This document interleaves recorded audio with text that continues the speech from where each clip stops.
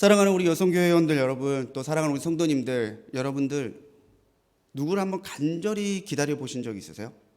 왜 하나 이러시면서? 기독교 신앙에 있어서 기다림은 굉장히 중요하게 여겨졌던 영성의 모습입니다. 그 기다림이 가장 강조되는 절기가 지금 우리가 지나고 있는 대림절이죠. 강림절이라도 부르고 대강절이라도 부르는데, 우리 감리교회에서는 하나님이 오셔서 우리와 함께 하고 계시다고 하는 임재의 의미를 더 강조하기 위해서 대림절이라는 말을 주로 사용합니다. 그러니까 강림절도 대강절도 틀린 말은 아닌데, 이제 강림은 내려오셨다, 대강은 내려오심을 기다리는 거고, 근데 임재 대림절은 우리에게 오셔서 우리와 동행하심을 기다리는 것, 임재가 더 강조되기 때문에 대림절이라는 표현을 쓴다는 거죠. 많은 성도님들이 추수감사절이나 부활절은 잘 이해하시고 또 잘 설명하시는데, 대림절에 대해서는 언뜻 설명하려면 좀 어려워하시는 분들이 있어요. 오늘 우리가 주님의 오심을 기다리는 이 대림절에, 대림절의 은혜가 무엇인지, 대림절을 살아가는 성도들의 모습이 무엇인지 주님 오심을 기다리며 라는 제목을 통해서 함께 은혜 나눠보려고 합니다. 대림절은요, 대림절은 그 에드번트라고 하는 단어는 라틴어 아드벤투스에서 유래된 말이에요. 임재 방문이라는 뜻입니다. 주님이 우리와 같은 몸을 입고 우리에게 오셔서 우리에게 동행하시고 우리의 하나님이 되어주신 것, 주 4세기부터 본격적으로 지키기를 시작했는데, 부활절 전에 사순절을 우리가 지키듯이 이 대림절은 성탄의 은혜를 감사하고 되새기면서 성탄을 사모함으로 기다리는 절기를 이야기해요. 앞에 보면은 초가 켜져 있습니다. 대림절기에는 이렇게 초장식을 하죠. 한 주에 하나씩 켜가기 시작하는데, 이 초의 색깔을 보시면 맨 처음에는 제일 진한 보라색의 색깔이 켜져요. 한 주 한 주 촛불이 켜지면서 점점 색깔이 옅어집니다. 그건 빛 대신 주님이 점점 가까이 오고 있어서 마치 어둠이 새벽 가운데서 낮으로 점점 밝아지듯이 빛 대신 주님이 우리에게 오시면서 우리의 어둠이 점점 밝아지고 있음을 상징적으로 보여주는 거예요. 그렇기 때문에 오늘 우리가 이 촛불을 하나 켜면서도 거기에도 기다림의 마음, 주님을 사모하는 마음이 담겨지는 거예요. 매주일 눈썰미가 있으신 분들은 예배할 때마다 촛불의 수가 늘어가고 있는 것을 아시거나 보셨을 거예요. 초 하나 더 켜졌네, 이 정도가 아니라 그 켜진 촛불을 통해서 내가 더욱더 주님을 기다리고 사모하는 신앙으로 바로 세워져 갈 수 있기를 우리의 몸과 마음과 삶을 되돌아보셔야 되는 거죠. 이 대림절은 무엇보다 간절히 사모하는 절기입니다. 간절히 사모하는 절기. 누구를? 예수님을. 제가 여쭤봤을 때 대답이 없으면 제가 많이 외롭다고 그랬잖아요. 예, 저를 외롭게 하지 마시고. 누구를 사모함으로 기다리는 때요? 아멘. 예수 그리스도의 오심을 사모함으로 기다리는 때입니다. 주님은 이미 오셨죠. 하지만 주님은 다시 오실 것을 약속하셨습니다. 성경에서 예수님에 대해 약속을 크게 정리하자면 구약 성경은 오실 예수님을 말하는 거예요. 사복음서는 우리 가운데 우리와 같은 몸을 입고 오신 예수님, 오신 예수님에 대해서 말씀하고 있죠. 사도행전부터 요한계시록까지는 다시 오실 예수님에 대해서 우리에게 알려주고 있습니다. 그러니까 우리는 하루하루를 무의미하게 사는 사람들이 아니라 다시 오실 예수님을 기다리고 예비함으로 살아가는 믿음의 사람들로 살아가야 된다는 거예요. 오늘 말씀에는 두 사람이 등장을 합니다. 한 명은 시므온이고요, 한 명은 안나예요. 오랫동안 두 사람은 나이가 연로해질 때까지 성전에서 기도하면서 예수님을 기다렸던 사람들이에요. 성경에서 시므온은 뭐라고 얘기하나요? 26절의 말씀에서 보면 그는 하나님 앞에 약속을 받았던 사람이에요. 누가복음 2장 26절에서 보면요, 주와 그리스도를 보기 전에는 죽지 아니하리라 하는 성령의 지시를 받았대요. 기도하는 가운데 네가 그렇게 이스라엘이 고대하고 기다렸던 메시아를 보기 전까지는 죽지 않을 거다라고 하는 약속을 받았어요. 그 약속을 사모함으로 기다렸던 사람이죠. 안나는 결혼한 지 7해 만에 남편을 잃고 84살이 될 때까지 성전에서 금식하고 기도하면서 주님의 오심을 기다렸던 사람이에요. 성전을 떠나지 아니하고. 한 해 두 해가 아니죠. 그들은 평생을 주님을 기다리고 기도함으로 자신의 삶을 예비했던 사람들이었다는 거예요. 이 사람들이 간절하게 예수님을 일평생에 걸쳐 기다리고 사모했던 것처럼 이 대림절을 지나는 우리들도 안나와 시므온처럼 오직 주님이 내 삶에 오시기를, 주님이 이 땅에 오시기를, 주님이 우리 교회, 우리 삶 각 곳곳에 임하시기를 기도하고 사모하면서 정결하고 거룩하게 살아가야 된다는 거죠. 간절함은 사모함을 말해요. 간절해지잖아요. 그럼 사모함이 커집니다. 그런데 하나님은 은혜도 은사도 다 간절히 사모하는 자에게 주세요. 드디어 아기 예수님이 오셨습니다. 정결례를 치르기 위해서 요셉과 마리아가 아이를 데려왔을 때 안나와 시므온은 깨닫죠. 이분이구나. 이 아이가 메시아구나.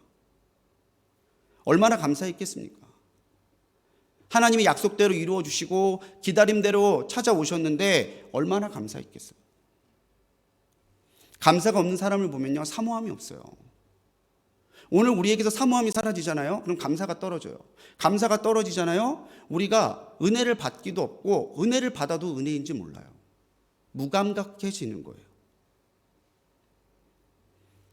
사모한다고 말하지만 자세히 들어보면 사모함이 아니라 자기의 욕심을 채우기 위한 욕망인 경우가 많죠. 근데 우리는 욕망으로 살아가는 사람들이 아니라 하나님의 은혜를 사모하는 열망으로, 거룩한 열망으로 살아가야 되는 사람들이에요. 그러니까 우리 안에 있는 욕망이 하나님 주시는 열망으로 바뀌어야 되는 시간이 대림절입니다.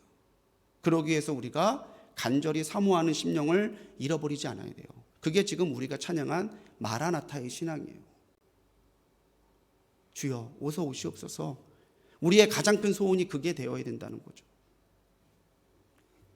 연말에 자칫하면 세상의 향락으로 또 사치로 어영부영 그렇게 휩쓸려 지내기 쉽습니다. 예수님도 안 믿는 사람들이 왜 성탄절날 자기들끼리 축하하고 선물 주고받는지 모르겠어요. 예수님은 생일인데 왜 자기들이 생일 선물을 받는지 모르겠어요. 근데 우리가 알아야 되는 거는 크리스마스의 말 자체가 그래요. 크리스투스, 예수님의 그리스도, 그 다음에 미사를 뜻하는 마사의 합성어가 크리스마스예요. 우리가 분명히 알아야 되는 거는 홀리 크리스마스가 있어야 메리 크리스마스가 있는 거예요. 근데 홀리 크리스마스는 없고 메리 크리스마스만 있으면 나중에 크리스마스 자체가 없어요. 요즘에 미국에서는 메리 크리스마스라고 인사 안 하고 해피 할로데이라고 인사한대잖아요. 이미 예수님이 없는 거예요. 예수님이 없는 성탄절에 무슨 의미가 있겠습니까? 성탄이 의미 있어지려면 예수님을 기다리는 기다림에서부터 우리가 주님을 만나갈 준비들이 되어 있어야 돼요. 그래야 오늘 안나와 시므온처럼 주님 오셨을 때 기쁨으로 영광 돌리며 감사함으로 맞이할 수 있는 거죠. 사랑하는 성도님들, 간절히 주님을 바라시기 바랍니다. 이제 오늘 총회하고 한 해 마무리하시고 또 새해를 준비해 갈 텐데 그 분주한 한 해의 시간 동안에 우리가 하나님을 사모하는 마음을 잊어버리면 우리가 아무리 열심히 일해도 하나님과 상관이 없고요. 아무리 열심히 교회 다녀도 하나님과 상관이 없어요. 우리가 하나님과 연결된 사람이 되려면 과거의 신앙만 자랑하거나 또는 현재의 자기의 이익과 상황에만 매여 있는 것이 아니라 언제 주님이 오셔도 맞이할 수 있는 우리의 영적인 준비가 간절히 사모하면서부터 이루어져야 될 줄 믿습니다. 대림절기는요, 성령으로 충만해야 될 시기예요. 물론 우리가 늘 성령으로 충만해야 되지만 이 대림절을 통해서 우리는 다시 한번 성령의 충만함을 간구하고 내 삶에 성령님이 오시도록 초청해야 된다는 거죠. 요즘 핸드폰 어플에 그런 게 있더라고요.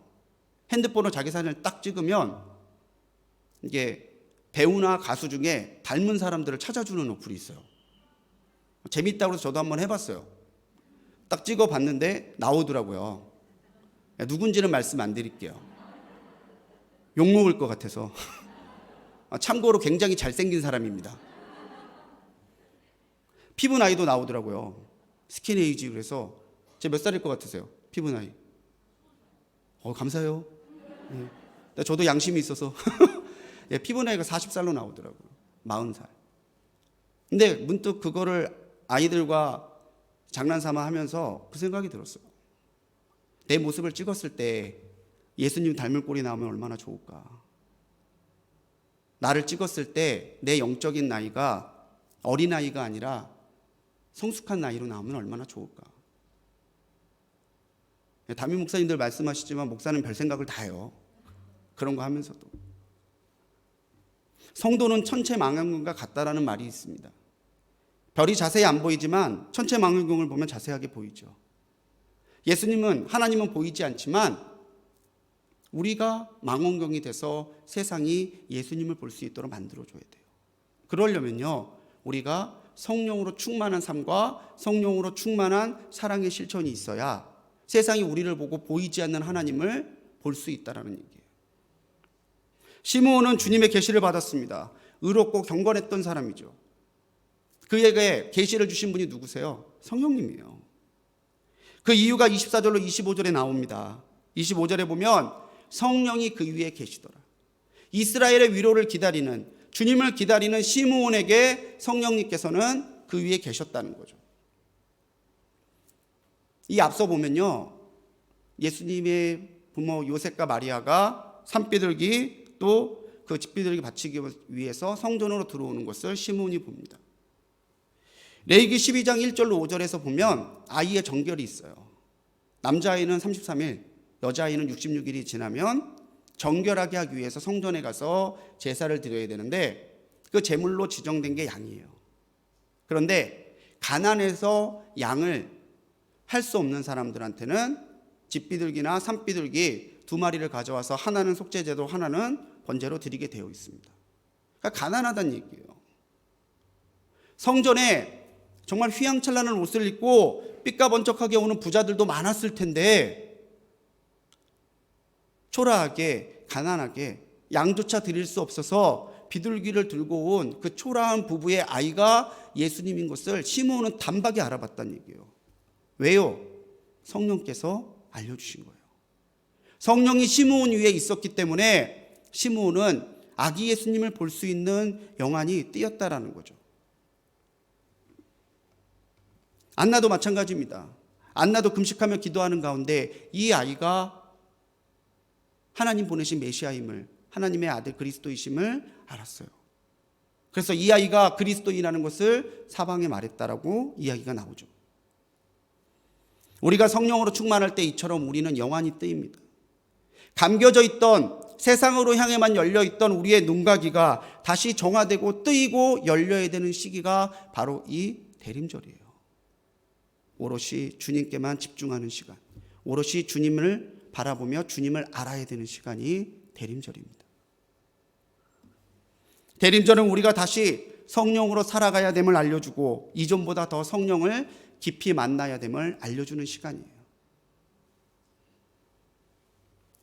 모든 절기가 그렇지만 대림절도 하나님과 나와의 관계를, 나와 이웃과의 관계를, 나와 교회의 관계를 다시 한번 점검하고 바르게 교정하는 시간이라는 거죠. 핸드폰에 배터리가 떨어지면 충전합니다. 차에 기름이 없으면 주유하죠. 오늘 우리의 심령이 예수로 가득 차 있는지 아니면 예수가 없어 텅 비어 있는지 먼저 성찰해 보십시오. 그리고 내 심령을, 내 삶을 예수 그리스도로 가득 채울 수 있도록 오늘 우리로 하여금 주님께 나와 주님으로 가득 채우게 하시는 성령님을 간구하고 사모함으로 성령이 그 안에 충만한 영성의 사람들로 살아가시기를 주님의 이름으로 축복합니다. 성령으로 충만하시고 또 성령으로 충만함을 통해서 예수 그리스도를 분명히 알고 믿으며 사랑할 수 있는 이 대림절이 되시기를 간절히 소망합니다. 대림절은요, 내가 만난 예수님을 증거하는 절기예요.